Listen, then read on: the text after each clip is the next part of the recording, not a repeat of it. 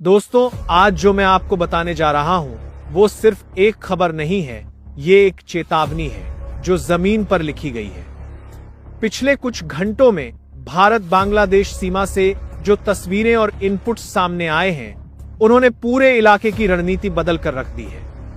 वो इलाका जिसे भारत अपनी जीवन रेखा मानता है, वही चिकन नेक, उसी के पास मौजूद एक अहम बांग्लादेशी मिलिट्री बेस अब सवालों के घेरे में नहीं, सीधे मलबे में बदल चुका है। सूत्रों के मुताबिक जिस ठिकाने से भारत की सुरक्षा को चुनौती देने की तैयारी की जा रही थी, वही ठिकाना अब ऑपरेशनल मैप से गायब माना जा रहा है। रात के सन्नाटे में हुआ यह एक्शन इतना सटीक था कि ना तो चेतावनी की गुंजाइश बची, ना ही पलटकर सोचने का वक्त। दोस्तों, ये कोई रिएक्शन नहीं था, ये पहले से तय किया गया फैसला था और इस फैसले ने ढाका से लेकर पूरे दक्षिण एशिया में हलचल मचा दी। इस वीडियो को अंत तक देखिए, क्योंकि आगे जो सामने आएगा वो बताएगा कि भारत अब सिर्फ देखता नहीं, सीधे खत्म करता है। दोस्तों, बहुत से दोस्त वीडियो तो पूरा देखते हैं, लेकिन न तो लाइक करते हैं, न सब्सक्राइब करते हैं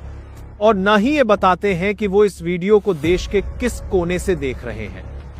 फिलहाल ये पूरी तरह आपकी मर्जी है, लेकिन अगर आप भी मानते हैं कि देश की सुरक्षा, सम्मान और सच्चाई जरूरी है, तो एक लाइक करके और कमेंट में अपना शहर या गांव लिखकर ये बता दीजिए कि भारत की आवाज है हर जगह मौजूद है। दोस्तों, देश की सीमा से सटे उस इलाके में गतिविधियां बढ़ी हैं जिसे भारत अपनी जीवन रेखा मानता है। वही संकरा भूभाग, जिसे देश के उत्तर पूर्वी राज्यों को शेष भारत से जोड़ने वाला इकलौता रास्ता कहा जाता है। यही इलाका जिसे दुनिया सिलीगुड़ी कॉरिडोर या आम भाषा में चिकन नेक के नाम से जानती है। पिछले कुछ महीनों में इसी इलाके को लेकर जो हलचल बढ़ी, उसने नई दिल्ली में चिंता की लकीरें गहरी कर दी। भारत की खुफिया एजेंसी ने कुछ ऐसा नोटिस किया जो कि चौंकाने वाला था। सीमा पार सैन्य ढांचा अचानक तेजी से बदला। ये बदलाव कोई सामान्य नहीं था, बल्कि सीधा किसी गहरी साजिश का संकेत था। भारत की खुफिया एजेंसियों ने साफ तौर पर देखा कि बांग्लादेश की सीमा के भीतर एक खास सैन्य ठिकाने को असाधारण रूप से मजबूत किया जा रहा। दुनिया को बताने के लिए बांग्लादेश की तरफ से ये कहा गया कि यह सिर्फ रूटीन डिफेंस तैयारी है, लेकिन चिंता की बात यह थी कि वहां टैंक, भारी तोपें, आधुनिक हथियार और सप्लाई नेटवर्क असामान्य गति से खड़े किए जा रहे हैं। नई दिल्ली ने पहले संकेत दिए, फिर चेतावनी दी, फिर साफ शब्दों में बताया कि चिकन नेक से छेड़छाड़ भारत के लिए रेड लाइन है। लेकिन जब चेतावनियों को हल्के में लिया गया, तब भारत ने यह तय कर लिया कि अब शब्द नहीं, जमीन पर जवाब दिया जाएगा। दोस्तों, चिकन नेक सिर्फ जमीन का टुकड़ा नहीं, भारत की सांस है। सूत्रों के मुताबिक भारत ने सीमा से सटे बांग्लादेशी इलाके में मौजूद उस मिलिट्री बेस को निशाना बनाया जिसे लंबे समय से संभावित खतरे के रूप में देखा जा रहा है। अब भारत ने यह तय कर लिया था कि कोई सीमित कार्रवाई नहीं की जाए, बल्कि पूरे नेटवर्क की रीढ़ तोड़ी दी जाए। यह हमला किसी प्रतीक के लिए नहीं था, ये सीधा उस केंद्र पर प्रहार था जहां से चिकन नेक को अस्थिर करने की रणनीति तैयार की जा रही थी। यही कारण है कि इस एक्शन के बाद बांग्लादेशी सेना अचानक बैकफुट पर नजर आने लगी। खबरें सामने आई कि कई सैन्य कैंप खाली कर दिए गए, कुछ पोस्ट से सैनिक पीछे हटे, कहीं कहीं आत्मसमर्पण की भी सूचनाएं आई। पहली नजर में यह लगा कि स्थिति को नियंत्रण में कर लिया गया है, मगर जमीनी हालात कुछ और कहानी कह रहे। सबसे अहम बात यह रही कि इस ऑपरेशन में भारत ने आधे अधूरे संकेत नहीं छोड़े। बड़ी संख्या में टैंक सक्रिय किए गए, सीमावर्ती रास्तों को सील किया गया, हर संभावित जवाबी कदम से पहले ही निपटने की तैयारी की गई। ये साफ था कि यह कार्रवाई पहले से तय रणनीति का हिस्सा थी। इस एक्शन के बाद ढाका में हड़कंप मच गया। राजधानी में आपात बैठकें शुरू हुई, सेना, प्रशासन और सरकार के बीच तालमेल बैठाने की कोशिशें तेज हो गई। जिस सैन्य बेस को निशाना बनाया गया, वह कोई छोटा ठिकाना नहीं था। सैकड़ों एकड़ में फैला यह परिसर पूरे इलाके की सैन्य सप्लाई और निर्देशों का केंद्र माना जाता था। उसके ध्वस्त होते ही बांग्लादेश की सीमा सुरक्षा व्यवस्था में दरारें साफ दिखने लगी। इस पूरे घटनाक्रम का असर सिर्फ भारत और बांग्लादेश तक सीमित नहीं रहा। क्षेत्रीय ताकतों से लेकर वैश्विक मंच तक सभी की नजरें इस घटनाक्रम पर टिक गईं। वैश्विक मंचों से कूटनीतिक बयान आए, लेकिन भारत ने अब अपना रुख जमीन पर साफ कर दिया। इसी बीच पाकिस्तान में भी बेचैनी दिखने लगी। भारत की इस कार्रवाई ने सिर्फ एक देश को नहीं, बल्कि उन सभी योजनाओं को झटका दिया जो पर्दे के पीछे चल रही थी। भारत की रणनीति बिल्कुल स्पष्ट थी कि यह कोई अचानक लिया गया फैसला नहीं था। सीमावर्ती इलाकों में सैन्य गतिविधियां पहले ही बढ़ाई जा चुकी थी। एयरबेस सक्रिय थे, विशेष बल अलर्ट पर थे, हर संभावित हालात पर अभ्यास किया चुका था। अब सीमाओं पर चौकसी और बढ़ा दी गई। हर उस इलाके पर पैनी नजर रखी जा रही है जहां से किसी भी तरह की प्रतिक्रिया की आशंका हो सकती है। भारतीय सुरक्षा बलों को साफ निर्देश है कि किसी भी उकसावे का जवाब तुरंत और पूरी ताकत से दिया जाए। इस पूरे घटनाक्रम ने एक बात बिल्कुल साफ कर दी है, भारत शांति चाहता है, लेकिन अपनी रणनीतिक जीवन रेखाओं पर किसी भी तरह का समझौता उसकी नीति नहीं। चिकन नेक को लेकर जो संदेश देना था वो दे दिया गया है, और वो संदेश सिर्फ शब्दों में नहीं, जमीन पर लिखा गया है। भारत की इस कार्रवाई के बाद सबसे पहले जो चीज बदली वह थी माहौल की भाषा। बांग्लादेश में अब बयान कम और फुसफुसाहट ज्यादा सुनाई देने लगी। भारत सरकार ने संयम की बात की, लेकिन बांग्लादेश की सेना के भीतर असमंजस साफ झलकने लगा था। जिन इलाकों को कल तक सुरक्षित माना जा रहा था, वहां से अब सैनिकों की मूवमेंट पीछे की ओर दिखने लगी। ढाका में चल रही बैठकों का स्वर भी बदला हुआ था। पहले सवाल यह था कि भारत क्या करेगा, अब सवाल ये बन चुका था कि भारत अगला कदम कब उठाएगा। यही वे मनोवैज्ञानिक बढ़त थी जिसे किसी भी सैन्य रणनीति में निर्णायक माना जाता है।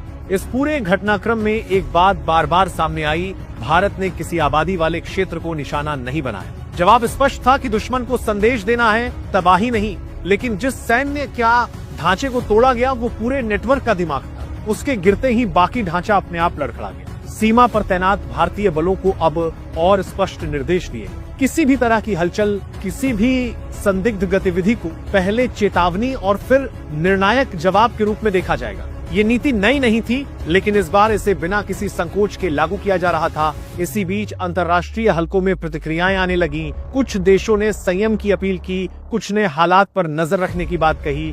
भूमिका कूटनीति की थी, लेकिन कोई भी देश भारत से ये नहीं कह पा रहा था कि उसने गलत किया, क्योंकि सारी कार्रवाई स्पष्ट रूप से सुरक्षा इनपुट्स और आत्मरक्षा के दायरे में थी। पड़ोसी देश पाकिस्तान में बेचैनी अब खुलकर दिखने लगी। वहां के टीवी स्टूडियो में तीखी बहसें शुरू हो गईं और भारत को अंतर्राष्ट्रीय नियमों की दुहाई दी जाने लगी। लेकिन भारत ने यह दिखा दिया था कि वो एक साथ कई मोर्चों पर दबाव झेलने और जवाब देने की क्षमता रखता है। इसी दौरान चीन को लेकर चर्चाएं तेज हो गई। जिस सैन्य ढांचे को ध्वस्त किया गया, उसके निर्माण और विस्तार को लेकर पहले भी सवाल उठते रहे। भारत को झूठा साबित करने के लिए इन बातों को अफवाह बताया गया, लेकिन इस बार भारत के पास मौजूद इनपुट्स काफी ठोस थे।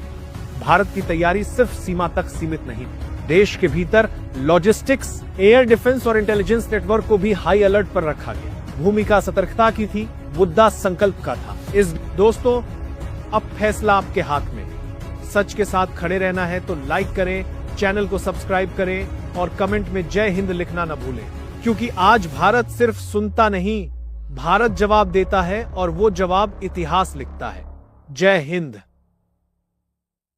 हरियाणा में मनीषा का जो मर्डर हुआ है उसका पोस्टमार्टम रिपोर्ट निकल के आ गया है। मनीषा का गर्दन इस तरह रहता गया है कि जिसे सुनकर आपका रूह भी हिल जाएगा और आपके मन में एक ही बात आएगा, इतना क्रूरता से कोई कैसे एक इंसान को मार सकता है। देखो, जब मनीषा के साथ दुष्कर्म करके गर्दन काटा गया था तब वह कितना तड़पी होगी। मनीषा का गर्दन इस तरह रहता गया, सर धड़ से अलग होने में सिर्फ 1 इंच ही बच रहा था। ये आपको नहीं पता है तो ये आपको जानकारी दे दूं कि मनीषा 11 अगस्त को शाम में 6:26 पर मनीषा का अपहरण हुआ था। और 13 अगस्त के सुबह में इसके ही गांव के नहर पर मनीषा का डेड बॉडी बरामद हुई। गर्दन इस तरह रहता गया था कि वहां के लोग डेड बॉडी को देख भी नहीं पा रहे थे। कल ही मनीषा का पोस्टमार्टम रिपोर्ट सामने आया है, जिसे आप सुनेंगे तो ये आपके रूह को भी झकझोर के रख देगा। देखिए आप इस वीडियो में दस्तक है, किस ये तरह से फॉर्मल वो बात मनीषा को मारा। या जो लाइन लिख रखी है, इस लाइन की मैं हिंदी बता दूं। इसमें लिखा है कि इस लड़की ने जब लाए तो सफेद रंग का एक कपड़ा था, ऊपर पीले रंग का सूट पहना हुआ था, उसका नाड़ा सलवार का खुला हुआ था और गर्दन कटी हुई थी। या तो है इसमें, ठीक है जी। दूसरी इसमें यह बात आई है कि state of eyes not applicable, आंख उपलब्ध नहीं थी। पीपल राइट उपलब्ध नहीं थे। फिर उसका अगली इसमें आवा है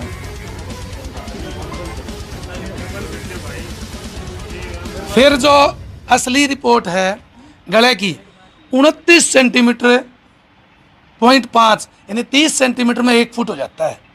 यहाँ से लेकर के और यहाँ तक पूरा गला कटा हुआ। अच्छा, और धारदार हथियार से गला काटा गया, यह इसमें है।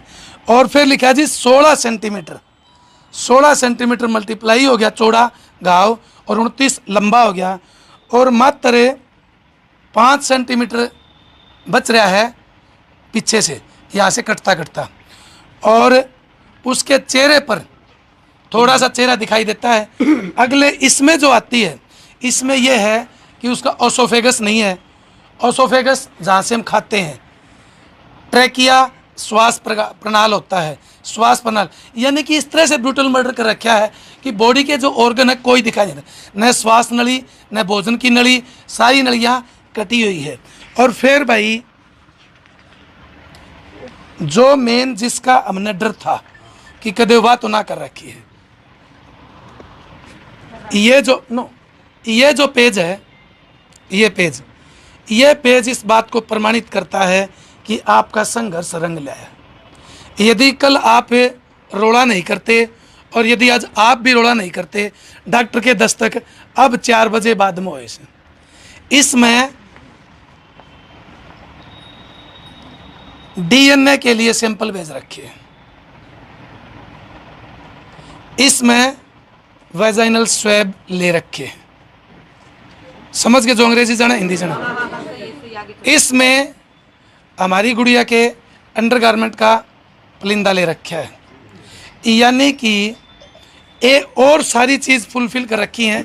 10 तरह के, मैं अलग पढ़ के बताऊं या 10 तरह के सैंपल लिए गए।